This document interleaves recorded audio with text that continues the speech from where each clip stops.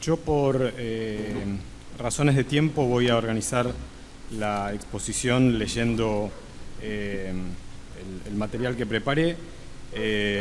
Como soy profesor universitario, soy consciente de la necesidad de síntesis y voy a concentrar mi intervención sobre algunos ejes del proyecto. En primer lugar, sobre los objetivos de inclusión y sobre la noción de convergencia. En segundo lugar, sobre la autoridad de aplicación y control. En tercero, sobre el tipo de servicio que define el proyecto de ley. En cuarto lugar, sobre las reglas de competencia y habilitación de cruces entre telefonía y audiovisual. Y por último, sobre neutralidad de la red. La convergencia es un proceso en curso inacabado y por consiguiente difícil de regular en todo el mundo. La posibilidad técnica de producir, procesar, almacenar, distribuir y exhibir contenidos como información, comunicaciones, entretenimientos y datos a través de los mismos soportes y de las mismas redes ha ido configurando un megasector que llamaremos infocomunicacional, que no respeta fronteras entre telecomunicaciones, internet y audiovisual. Si bien la convergencia es un proceso inconcluso, como refiere a servicios esenciales de comunicación e impacta en la calidad de vida de la población, el Estado debe velar para que su administración sea realizada sin abuso de posiciones dominantes, sin discriminación y con garantías de cobertura universal. En este sentido, un aspecto importante del proyecto refiere a objetivos de inclusión a través de la redefinición de las funciones y de la forma de gestión del Fondo de Servicio Universal, por ejemplo, o también a la necesidad de establecer un más eficiente aprovechamiento de la infraestructura de transporte de las comunicaciones. Los considerandos del proyecto resultan congruentes con una política de comunicaciones convergente y con una política de comunicaciones inclusiva. Ahora bien, voy a puntualizar algunos problemas que a mi juicio presenta la parte resolutiva del proyecto, que para conducir a los objetivos que se mencionan en los considerandos requerirían modificaciones. Por eso tocaré en este segundo momento el tema de la autoridad de aplicación. El proyecto delega amplias facultades y un alto poder de decisión sobre la orientación que va a tener la futura ley a la autoridad de aplicación, sin mencionar sus objetivos, sus misiones o funciones, ni tampoco el diseño institucional. Esto se suma a la inexistencia de autoridad de control. Dado que ya existe una autoridad de aplicación colegiada que compartirá la responsabilidad sobre el radioespectro y sobre algunos servicios específicos, que es la AFSCA, la Autoridad Federal de Servicios de Comunicación Audiovisual, que entiende en otras materias convergentes con este proyecto de ley, una pregunta fundamental es de qué modo se garantizará la complementación para que la convergencia sea también realizable en el plano de la gestión de gobierno.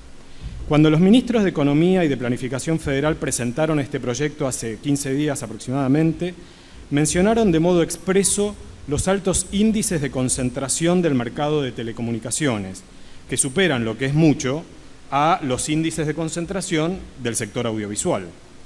Y la mala calidad de los servicios. La tendencia a la concentración de la propiedad y en particular a la integración vertical es inherente a la convergencia tecnológica, tanto de las redes fijas como de las inalámbricas. Ello exige autoridades regulatorias respetadas, legitimadas y competentes. Hasta hoy en la Argentina, las telecomunicaciones tienen autoridades de aplicación y control dependientes del Poder Ejecutivo Nacional o intervenida por el Poder Ejecutivo Nacional. Esta no es la única causa de los problemas expuestos por los ministros Kicillof y De Vido, pero a la hora de pensar el diseño del órgano regulador merece ser consignado como un problema. Por ello, en otros países, algunos de los países incluso citados en los considerandos de este proyecto de ley, como es el caso de México, y otros, como es el caso de Alemania, de Gran Bretaña o de los Estados Unidos, existen autoridades de aplicación colegiadas, con probada solvencia técnica, con amplio consenso político y en muchos casos con participación tanto de fuerzas del oficialismo como de la oposición en el directorio y en la gestión. En la legislación comparada se advierte la importancia de estos órganos y el detalle que los países mencionados dedicaron a definir objetivos, misiones y funciones de estas autoridades.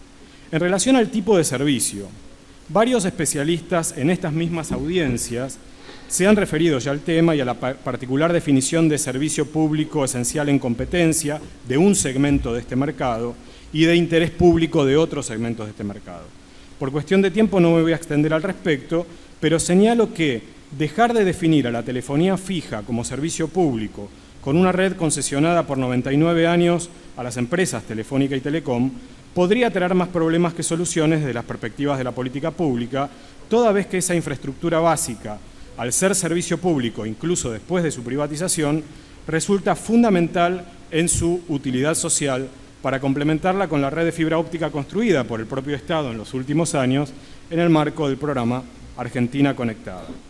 En relación a las reglas de competencia y habilitación de cruces entre telefonía y el sector audiovisual, el proyecto del Poder Ejecutivo retoma la regulación de la interconexión e interoperabilidad de redes que fuera primero planteado en el vigente decreto 764 del año 2000, redactado por Enoch Aguiar, por uno de los invitados hoy, y luego en el reglamento de la calidad de servicio de las telecomunicaciones, promovido por la actual gestión de la Secretaría de Comunicaciones el año pasado.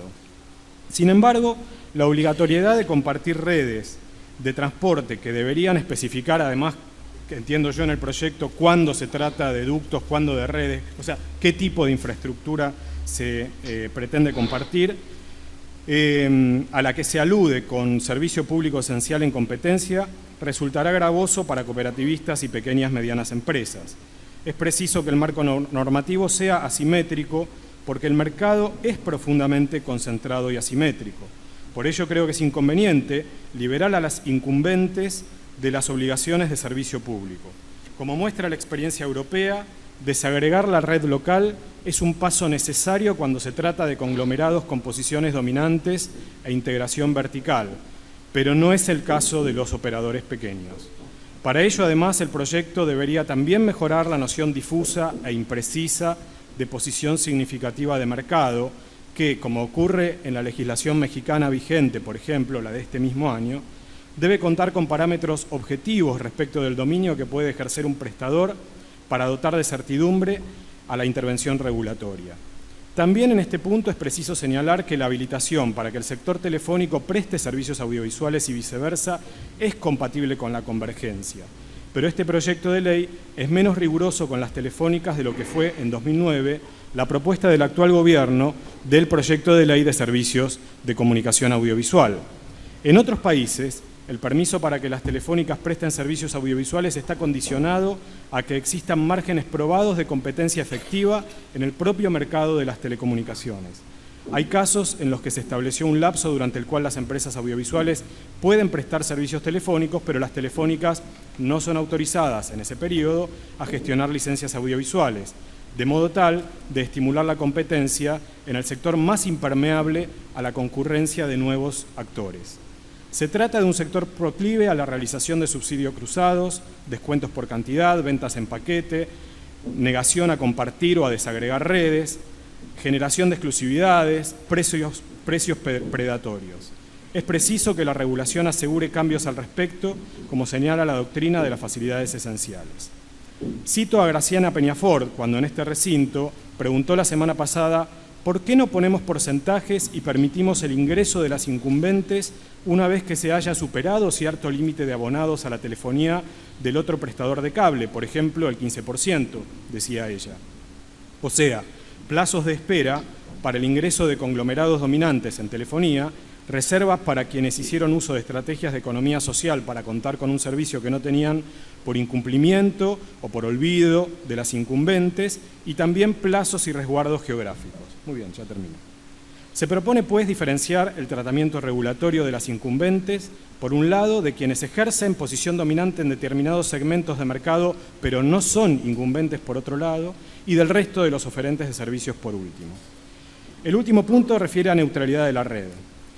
Creo que los senadores de esta comisión conocen a la perfección el tema, ya que se abocaron durante más de un año y medio y produjeron un dictamen que muchos consideramos excelente en materia de neutralidad de la red. Mi opinión es que ese dictamen puede ser relativamente, con relativa facilidad, incluido en este proyecto, y que su inclusión va a representar, digamos, una precisión respecto del artículo primero del proyecto, que es bastante ambiguo al respecto, y estoy seguro que va a reconocer la labor de la comisión. Hay otros puntos del proyecto de ley que ayer publiqué en una nota que dejo en secretaría del sitio especializado Media Telecom, y por razones de tiempo me ahorro de aburrirlos en la exposición. Una iniciativa que ha trabajado una comisión, especialmente una comisión redactora, para tener una nueva ley que hable de las comunicaciones convergentes hoy en la República Argentina, que se pueda legislar en un todo lo que está pasando a través de lo que implica la comunicación. Digamos, tanto lo que significa la telefonía, transmisión, la imagen satelital, televisión, lo que es la telefonía móvil, es decir, toda la comunicación que converja en una sola herramienta. Este es un anticipo, lo que seguramente vamos a tener en el día de hoy, y que habla de podemos llamar una ley corta, que habla simplemente de cómo se va a instrumentar, cuáles son los mecanismos para poder avanzar y luego discutiremos contenido, pero cuáles son los mecanismos que vamos a utilizar para que todos puedan estar en todos los negocios, todos puedan brindar de todo. El que hace televisión puede estar en telefonía, el que hace telefonía televisión, bueno, y la idea es cómo podemos, a través de una ley, legislar en lo que yo considero redes compartidas. Redes compartidas para poder brindar comunicación. Seguramente la semana que viene en la comisión estaremos charlando con el ministro de Modernidad, el ministro de la Modernización, Andrés Ibarra, acerca de los alcances de esta ley, y luego se abrirá el debate a partir de lo que el Ejecutivo nos proponga con esta herramienta. También se va a abrir audiencias públicas y se va a invitar a distintos sectores académicos. Todos los sectores que estarán directamente involucrados con la normativa van a estar invitados para poder debatirlo y sacar la mejor ley posible. Destruyeron dos leyes, la ley de servicios de comunicación audiovisual y la ley de Argentina Digital, y a partir de ese DNU armaron un negocio. Ahora, no hay derecho a la comunicación, no hay derecho humano básico, no hay un ciudadano que pueda opinar, no hay interacción, obviamente no hay radios comunitarias, no hay canales comunitarios, no hay radios independientes, no hay radios sindicales. Digo, se acaba el mapa de la comunicación social y nace un negocio para tres empresas. Es eso. Nosotros estamos intentando, primero desde el Senado y después de la Cámara de Diputados, de volver a dar un debate. Y lo que está en juego, además, es la libertad de expresión. La realidad es que es una pelea entre grupos económicos. A Clarín le regalaron el 4G, le regalaron una empresa de telefonía celular, le regalan la fusión con Telecom y crean un monstruo. Y ahora pretenden compensarlo con Telefónica y con Claro. Simplemente se trata de un gran negocio de tres operadores, sin importar la gente, sin importar el derecho a la comunicación, sin importar el usuario y sin importar los contenidos que vienen adentro, que tienen que ver con la construcción del sentido común. No, es un negocio. Te permito enchufar a uno y ahora pueden enchufarse otros dos y ganar la plata que quieran. Todo viene de la misma mano. La privatización del fútbol y crear tres grandes monstruos que van a manejar la megacomunicación en la Argentina.